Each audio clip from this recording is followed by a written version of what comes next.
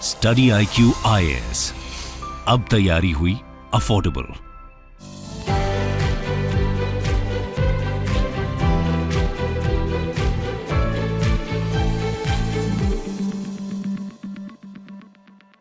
नमस्कार दोस्तों, जैसा कि आपको पता है कि भारत सरकार अपनी आमदनी से ज़्यादा खर्चा करती है, मतलब कि जितना उसके पास रेवेन्यू आता है उससे ज़्यादा खर्च करती है। जैसे कि इस साल भारत सरकार लगभग 16-17 लाख करोड़ रुपए ज़्यादा खर्च करने वाली है। तो ये पैसा आएगा कहाँ से?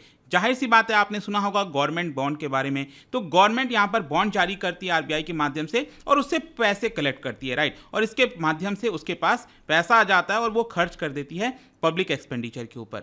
लेकिन मैं आपको बता दूं कि ये जो गवर्नमेंट बॉन्ड है भारत का, जिसको सॉवरेन बॉन्ड भी कहा जाता है, ये अगर आप देखोगे तो ये विश्व के अंदर वन ऑफ द लार्जेस्ट है। $1 ट्रिलियन के आसपास बचाया जाता है इसकी वैल्यू। प्रॉब्लम क्या है कि अभी तक इसको किसी भी ग्लोबल इंडेक्स के अंदर शामिल नहीं किया गया है। इंडेक्स वगैरह सब कुछ मैं आपको वीडियो में बताऊंगा, लेकिन आप देख सकते हो यहां पर लिखा हुआ है Indian bonds inclusion in global index likely in 2023। तो इसको डिटेल से समझेंगे कि इसका मतलब क्या, इसे होगा क्या, यहां पर क्यों इसकी चर्चा हो रही है और ये इतना ज्यादा जरूरी क्यों है भारत के लिए। काफी कुछ जानने को है, चलिए आगे बढ़ते हैं। लेकिन उसके पहले ध्यान रखिएगा दोस्त, अगर आप यूपीएससी की तैयारी कर रहे हैं तो आप हमारे बैच को ज्वाइन कर सकते हैं, जो कि 30 सितंबर से स्टार्ट हो रहा है। और यहां पर अगर आप प्रोफेशनल है, वर्किंग प्रोफेशनल हैं, तो आप वीकेंड बैच भी ज्वाइन कर सकते हैं, जो कि 1 अक्टूबर से स्टार्ट हो रहा है। सिर्फ 19,000 में आप ये कोर्स अवेल कर सकते हो by using the code Ankit live हमारे वेबसाइट और ऐप पे जाके। और इसके अंदर आपको कई फीचर्स मिलते हैं, live classes, notes, answer writing practice आपके मेंस एग्जाम के लिए, यहां पर प्रीलिम्स के लिए कई सारे फीचर्स हैं और एक मेंटर भी आपको दिया जाता है। कोई दिक्कत है, प्रॉब्लम है, कभी भी आप अपने मेंटर से पूछ सकते हो। इसके अलावा अगर आपको एमसीक्यूज अटेम्प्ट करना है तो मेरे इंस्टा पेज पर जाइए, वहां पर स्टोरीज में जितने भी एमसीक्यूज हैं उसको आप अटेम्प्ट कर पाएंगे। चलिए शुरुआत करते हैं और सबसे पहले देखते हैं एग्जैक्टली अभी हो क्या रहा है। जैसा कि आपको पता होगा, भारत ने यूके को पीछे छोड़ दिया है और हम बन गए हैं 5th लार्जेस्ट इकोनॉमी। 2030 आते आते हम 3rd लार्जेस्ट इकोनॉमी बन जाएंगे, जर्मनी और जापान को पीछे छोड़ते हुए। लेकिन रिसेंटली भी अगर आप देखोगे तो जिस तरह का ग्लोबल प्रॉब्लम्स चल रहा है, ग्लोबली यहाँ पर इकोनॉमी को एक झटका मिला है, रिसेशन में जा रहे हैं देश, लेकिन उसके बावजूद भी भारत के अंदर जो इक्विटी मार्केट है वो भी बढ़ता जा रहा है। मतलब कि भारत के अंदर आपको ग्रोथ को लेकर कोई बहुत ज़्यादा चिंता नहीं हो रही है। स्पेशली इक्विटी मार्केट भी अगर हम बात करें, इक्विटी मतलब स्टॉक मार्केट जो होता है, वो भी 5th बिगेस्ट बन गया है पूरे विश्व के अंदर। लेकिन प्रॉब्लम यहां पर, जैसा कि मैं आपसे स्टार्टिंग में कह रहा था, कि भारत का जो सॉवरेन बॉन्ड मार्केट है, ध्यान रखिएगा जब मैं सॉवरेन की बात करता हूं तो गवर्नमेंट की हम बात कर रहे हैं। गवर्नमेंट का जो बॉन्ड मार्केट है भारत में, it is around $1 trillion and it is one of the largest among emerging market economies. लेकिन उसके बावजूद भी इसको किसी भी ग्लोबल बॉन्ड इंडेक्सेस में शामिल नहीं किया गया है। यहां पर सेंट्रल गवर्नमेंट और जो ग्लोबल इंडेक्सेस होते हैं उनमें बातचीत चल रही है कि भारत के बॉन्ड को भी शामिल किया जाए, लेकिन अभी तक हो नहीं पाया था। लेकिन वापस से इसको एक रिन्यूड पुश मिला है और यहां पर अब आप खबर देख पाओगे कि जो JP Morgan government bond index emerging market, ये वाला जो बॉन्ड इंडेक्स है, उसके अंदर इंडियन गवर्नमेंट के बॉन्ड को शामिल किया जाएगा। ध्यान रखना कि जब हम बॉन्ड कहते हैं तो जो बिजनेसेस होते हैं भारत के अंदर, जो प्राइवेट प्लेयर्स हैं, वो भी तो बॉन्ड जारी करते हैं, लेकिन हम उनके शामिल होने की बात नहीं कर रहे हैं। मैं यहां पर बात कर रहा हूं जो गवर्नमेंट बॉन्ड है, सिर्फ वो यहां पर शामिल हो सकते हैं। अब क्वेश्चन ये है कि ग्लोबल बॉन्ड इंडेक्स होता क्या है। उसके पहले आपको समझना है कि इंडेक्स का मतलब क्या होता है। बहुत सरल शब्दों में मैं अगर आपको बताऊं तो ये बेसिकली क्या करता है, जो फाइनेंशियल इंस्ट्रूमेंट है उसके मूवमेंट को ट्रैक करता है। जैसे कि फॉर एग्जांपल यहां पर आप देख पाओगे, आपने सुना होगा सेंसेक्स के बारे में, आपने निफ्टी के बारे में सुना होगा। ये सब क्या है, ये एक प्रकार से इंडेक्स हैं जो कि पर्टिकुलर सेक्टर्स को, पर्टिकुलर जो शेयर्स होते हैं उनको ट्रैक करने में मदद करता है। जैसे निफ्टी 100 हो गया। निफ्टी 100 का मतलब क्या है कि जो नेशनल स्टॉक एक्सचेंज है उसके अंदर जो टॉप 100 कंपनीज हैं उनके शेयर्स को ट्रैक करता है, ये कि टॉप 100 कंपनीज का शेयर्स कितना कभी ऊपर जा रहा है, नीचे जा रहा है, तो ओवरऑल कंसोलिडेटेड आपको एक पता चल जाएगा। इसी प्रकार से निफ्टी 50 होता है, टॉप 50 कंपनीज हो गई, निफ्टी 500, सेंसेक्स हो गया। इस तरह के अनेकों आपको इंडेक्स देखने को मिलेंगे। जैसे आईटी इंडेक्स हो गया। आईटी मतलब क्या, जो इंफॉर्मेशन टेक्नोलॉजी जो कंपनीज हैं, जिसके अंदर इन्फोसिस है, टीसीएस है, विप्रो है, तो इस तरह की जो कंपनीज हैं उनका समूह हो जाता है और उनको एक साथ ट्रैक करने में मदद मिलती है। मतलब आपको इंडिविजुअली ट्रैक करने की जरूरत नहीं है, ये आप ओवरऑल पर्सपेक्टिव से ट्रैक कर सकते हो। तो आपको एक आसानी हो जाती है कि जो आईटी सेक्टर है वो किस दिशा में जा रहा है, क्या वो ऊपर जा रहा है, नीचे जा रहा है, ये हमें मदद करता है। जब हम कहते हैं ना सेंसेक्स ऊपर जा रहा है, सेंसेक्स ऊपर जाने का मतलब ये नहीं है कि हर एक शेयर ऊपर जा रहा है। इसका सिंपल अर्थ यह है कि ओवरऑल अगर हम पर्सपेक्टिव से देखें तो ज्यादातर कंपनीज के जो शेयर्स हैं वो ऊपर की तरफ जा रहे हैं, इसीलिए हम कहते हैं सेंसेक्स ऊपर जा रहा है, नीचे जा रहा है, ये होता है। तो इसी प्रकार से आप देख पाओगे विश्व के अंदर जो ग्लोबल इंडेक्स है वो भी आपको देखने को मिलेगा। इसको कहा जाता है MSCI इंडेक्स। इसके अंदर विश्व की जो बड़ी कंपनीज हैं जैसे एप्पल हो गया, माइक्रोसॉफ्ट हो गया, इस तरह की कुछ कंपनीज को यहां पर ट्रैक करता है ये।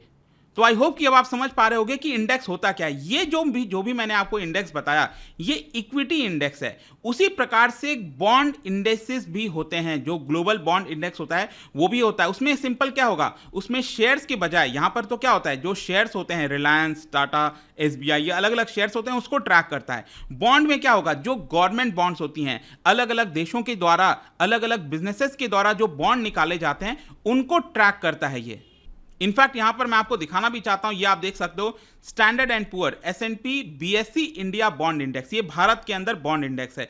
ये यहां पर जो अलग अलग बॉन्ड्स जारी किए जाते हैं कंपनीज वगैरह के द्वारा, उनका बॉन्ड का क्या सिचुएशन है, वो कितना यील्ड यहां पर दे रहे हैं, उसको ये रिप्रेजेंट कर रहा है, ये जो आप देख रहे हो। ठीक है, तो आई होप कि आप समझ पा रहे होंगे कि ये बॉन्ड इंडेक्स होता क्या है। और ग्लोबली जब एक दूसरे के देश को ट्रैक करते हैं, जैसे कि मान लो यूएस के अंदर जो गवर्नमेंट है उसने यहां पर बॉन्ड जारी किया, ठीक है, यूके के अंदर गवर्नमेंट है उन्होंने बॉन्ड जारी किया, जापान के अंदर गवर्नमेंट है उन्होंने बॉन्ड जारी किया, हर एक गवर्नमेंट जारी करती है। तो ओवरऑल ये जो बॉन्ड्स हैं उनका ट्रैकिंग किधर जा रहा है, उनका यहां पर वैल्यू किधर जा रहा है, यील्ड किधर जा रहा है, उसको ट्रैक करता है, उसी को हम कहते हैं ग्लोबल बॉन्ड इंडेक्स। लेकिन प्रॉब्लम जैसा मैंने आपको बताया कि भारत सरकार के द्वारा जो बॉन्ड दिया जाता था, जो दिया जाता है, वो अभी भी ग्लोबली ट्रैक नहीं किया जाता। अब आप में से कई लोग सोचेंगे कि नहीं ट्रैक किया जाता तो कोई बात नहीं, क्या करना है हमें। तो अब मैं आपको बताता हूं कि ये इंपॉर्टेंट क्यों है, कि ग्लोबल इंडेक्स के अंदर इसको इंक्लूड करना क्यों इंपॉर्टेंट हो जाता है। एक्चुअली क्या होता है कि जो ग्लोबली इतने सारे इन्वेस्टर्स हैं जिनके पास पैसा रखा हुआ है, वो निवेश करते हैं, वो इन्वेस्टमेंट करते हैं अलग अलग बॉन्ड्स के अंदर। अब आप खुद सोचो उनको कैसे पता लगेगा कि भारत सरकार के बॉन्ड में निवेश करना चाहिए, जब तक इंडेक्स में नहीं दिखेगा। अगर मान लो आपको भी कहीं निवेश करना है, आपको किसी म्यूचुअल फंड में पैसा लगाना है, तो आप क्या करोगे, आप यहां पर जाओगे, इंडेक्स को देखोगे, सर्च करोगे कि आप किस में पैसा लगा सकते हैं। लेकिन अगर वहां पर लिखा ही नहीं होगा कि SBI का ये म्यूचुअल फंड है, ICICI का ये म्यूचुअल फंड है, तो आपको पता कैसे चलेगा, राइट। तो ग्लोबली इन्वेस्टर्स के लिए बहुत डिफिकल्ट हो जाता है अलग अलग देशों के जो बॉन्ड्स हैं उसको ट्रैक करना। तो इसलिए वो लोग क्या करते हैं, जो बॉन्ड इंडेक्स होता है उसको ट्रैक करने लगते हैं, उसको देखते हैं कि कौन सा बॉन्ड इंडेक्स ज्यादा अच्छा परफॉर्म कर रहा है, कौन से देश में ज्यादा बेटर परफॉर्मेंस हो रही है, उनको यील्ड प्रॉफिट कहां से होगा, क्योंकि जो भी इन्वेस्टमेंट करेगा वो क्या देखेगा, सबसे ज्यादा प्रॉफिट कहां पर होगा। तो मान के चलो अब भारत का भी बॉन्ड उसके अंदर इंक्लूड कर दिया जाता है, तो उनको पता चल सकेगा, राइट, कि भारत में उनको ज्यादा बेनिफिट मिलेगा अगर वो इन्वेस्टमेंट करेंगे, और इसकी वजह से वो भारत के बॉन्ड में भी निवेश कर सकेंगे। और इसके साथ साथ भारत को क्या फायदा होगा कि हमें लगातार यहां पर जो डॉलर्स हैं, क्योंकि अगर बाहर से कोई निवेशक इन्वेस्ट कर रहा है इंडियन बॉन्ड के अंदर, इंडियन गवर्नमेंट बॉन्ड के अंदर, तो उससे होगा क्या कि वो डॉलर लेकर भारत में आ रहा है, और तो इसलिए की वजह से डॉलर्स भारत में आ सकेगा। एंड यहां पर जो इमर्जिंग मार्केट इकोनॉमी है जैसे भारत हो गया, उसको तो कैपिटल की बहुत आवश्यकता है, हमें पैसे की आवश्यकता है। तो जाहिर सी बात है कि यहां पर अगर डॉलर आता है तो अच्छी बात है, तो हमें अपना जो बॉन्ड्स है उसको ग्लोबली लिस्ट करने की कोशिश करनी चाहिए। लेकिन ये क्या आसान होता है, क्या कोई भी गवर्नमेंट चाहे तो अपना बॉन्ड को जो है इंडेक्स में इंक्लूड करा सकती है? आसान नहीं होता, कई सारे क्राइटेरिया होते हैं यहाँ पर जो फुलफिल करना होता है। जैसे कि यहाँ पर जो बॉन्ड है उसको 3 मेन क्राइटेरिया देखना होता है, क्या वो फुलफिल करता है कि नहीं। जैसे लिक्विडिटी, सेफ्टी, रिटर्न। अब इसका मतलब क्या हुआ, जैसे लिक्विडिटी का मतलब हुआ कि जब भी मान लो आपने बॉन्ड खरीदा, क्या आप उस बॉन्ड को कभी भी बेच सकते हो, बेच करके आप पैसा ले सकते हो, तो उसको लिक्विडिटी कहते हैं। तो ये फुलफिल होना चाहिए। मान लो आपने बॉन्ड खरीद लिया भारत का, कोई वापस खरीदने के लिए तैयार नहीं है, तो क्या उसका कोई फायदा होगा? नहीं होगा, तो वो लिक्विडिटी नहीं रहता। तो लिक्विड होना चाहिए। दूसरा सेफ्टी होना चाहिए। अब मान लो जैसे पाकिस्तान है, श्रीलंका हो गया, ठीक है, ये अगर बॉन्ड जारी करेंगे तो ऑब्वियस सी बात है ना, क्वेश्चन खड़ा होगा कि क्या अगर वहां की सरकार पैसा ले रही है तो क्या वो पैसा रिटर्न कर पाएगी कि नहीं। तो श्रीलंका में यही हुआ था ना, उन्होंने पैसा लिया, अब वो रिटर्न नहीं कर पाए, तो ये सेफ्टी नहीं था। लेकिन भारत का जो है, मैं आपको बता दूं, वन ऑफ द सेफेस्ट है। कभी भी हमने यहां पर मना नहीं किया है, जब भी हमने पैसा लिया है, उधार लिया है बॉन्ड के माध्यम से, उसको हमेशा रिटर्न भी किया है। और तीसरा क्राइटेरिया होता है वो है रिटर्न। रिटर्न मतलब प्रॉफिट कितना आ रहा है, तो यहाँ पर प्रॉफिट भी ठीक मिलना चाहिए। तो ये 3 क्राइटेरिया फुलफिल होता है तब यहाँ पर उनको इंडेक्स में शामिल करने की सोची जाती है। इसके अलावा ये भी देखा जाता है कि मार्केट कितना बड़ा है। मैंने आपको पहले ही बता दिया, भारत का तो बॉन्ड मार्केट बहुत बड़ा है, वन ऑफ द बिगेस्ट है।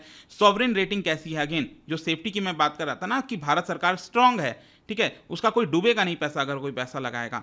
यूएस की सरकार सबसे ज़्यादा स्ट्रांग है क्योंकि भरोसा है डॉलर के ऊपर सबको। ईज ऑफ एक्सेस, कितना इजीली एक्सेस कर सकते हैं कि नहीं। मान लो अगर अमेरिका में बैठा हुआ, अफ्रीका में बैठा हुआ कोई व्यक्ति अगर वो भारत के बॉन्ड मार्केट में निवेश करना चाहता है तो कितने आसानी से कर सकता है। अब मान के चलो कि भारत सरकार ने ही मना कर दिया तो यहां पर ईज ऑफ एक्सेस नहीं हुआ ना, राइट। तो इसलिए यहां पर ये सारे क्राइटेरिया को देखा जाता है। क्वेश्चन ये है कि क्या भारत क्राइटेरिया को मीट करता है? बिल्कुल, चाहे लिक्विडिटी हो, सेफ्टी हो, रिटर्न हो, हर एक मामले में भारत जो है अच्छा परफॉर्म करता है। लेकिन कुछ प्रॉब्लम्स भी हैं, जैसे कि टैक्स पॉलिसी। एक्चुअली क्या होता है, सेटलमेंट का मुद्दा आ गया। मान लो कि जैसे कि आप देखते होगे ना कि किसी ने आपको चेक दिया, ठीक है, 10,000 का चेक दिया, तो 10,000 का चेक क्या करते हो आप? बैंक में ले जाकर डिपॉजिट कर देते हो, फिर वहां पर क्लियरिंग हाउस होता है और अल्टीमेटली आपका चेक क्लियर होकर आपके अकाउंट में 10,000 डिपॉजिट हो जाता है। तो ये सेटलमेंट प्रोसेस होता है, राइट। उसी प्रकार से बॉन्ड में भी सेटलमेंट प्रोसेस होता है। तो बॉन्ड में यूजुअली क्या है, यूरो क्लियर, ये आपका यूरोपियन सेटलमेंट सिस्टम है जो कि होता है। लेकिन भारत सरकार कह रही है कि नहीं, आपको डोमेस्टिकली सेटल करना होगा, तभी हम इसको अलाउ करेंगे। तो यहां पर ये प्रॉब्लम आ रहा है थोड़ा सा कि जो सेटलमेंट का मुद्दा है वो कैसे सॉल्व होगा। एक तो ये चीज हो गया। फिर यहां पर एक और जो बहुत बड़ा कंसर्न था, पहले यहां पर कंसर्न था एक्सेसिबिलिटी का, कि अगर मान लो कोई 2 लाख करोड़ रुपए भारत के बॉन्ड मार्केट में निवेश करना चाहता है, लेकिन भारत सरकार ने पहले, आरबीआई ने एक प्रकार से पाबंदी लगा रखी थी कि आप बहुत ज्यादा निवेश नहीं कर सकते, रिस्ट्रिक्शंस लगा रखा था। लेकिन फाइनली 2020 में मैं आपको बता दूं कि रिजर्व बैंक ऑफ इंडिया ने फुल्ली एक्सेसिबल रूट ये इंट्रोड्यूस किया था, जिसके माध्यम से कोई भी इन्वेस्टर, फॉरेन इन्वेस्टर्स, वो भारत के बॉन्ड मार्केट में कितना भी चाहे वो निवेश कर सकता है, ठीक है। तो ये वाला मुद्दा सॉल्व हो गया था। फिर एक और यहां पर मुद्दा था कैपिटल गेन टैक्स। अब मान लो कोई भी निवेश कर रहा है, उसको प्रॉफिट होगा, ठीक है, उस प्रॉफिट के ऊपर टैक्स लगता है, कैपिटल जो आपका बढ़ता है ना उसके ऊपर टैक्स लगता है। तो यहां पर जो टैक्स लग रहा है वो फॉरेन जो इन्वेस्टर्स हैं उनको कहना है कि नहीं, ये एग्जेम्प्ट होना चाहिए। लेकिन प्रॉब्लम क्या होगी, हम डोमेस्टिकली भारत के अंदर भारतीयों से तो टैक्स लेते हैं, तो ऐसा तो होगा नहीं कि हम बाहर के लोगों से टैक्स ना लें, तो ये गड़बड़ हो जाएगा।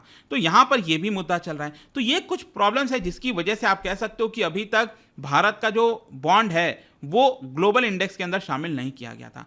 फाइनली आप कह सकते हैं कि 2023 से ये इंक्लूड किया जाएगा। इसके बेनिफिट्स क्या क्या है मैं आपको बता दूं। एक तो मैंने आपको बताया कि यहां पर लगातार जो डॉलर्स है, क्योंकि लोग इन्वेस्ट करेंगे तो डॉलर लेके आएंगे, और ये स्टेबल होता है, थोड़ा सा आपको समझना है। जो फॉरेन इंस्टीट्यूशनल इन्वेस्टर्स हो गए वो भी बड़ी मात्रा में पैसा लेकर आएंगे। इससे होगा क्या कि अगेन हमारा जो रुपी डेप्रिशिएट हो रहा है वो उतना डेप्रिशिएट नहीं होगा।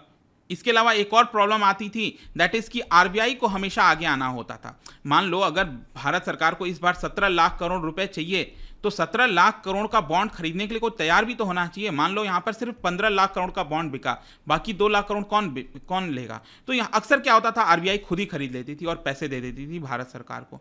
तो यहां पर क्या है कि अब वो प्रॉब्लम नहीं आएगी यहां पर, क्योंकि ऑलरेडी फॉरेन इन्वेस्टर्स रेडी होंगे खरीदने के लिए। कभी भी कुछ भी अभी भी खरीदते हैं, मैं ये नहीं कह रहा हूं कि नहीं खरीदते हैं, लेकिन उतनी बड़ी मात्रा में नहीं खरीदते हैं क्योंकि इसको ग्लोबल इंडेक्स के अंदर शामिल नहीं किया गया था।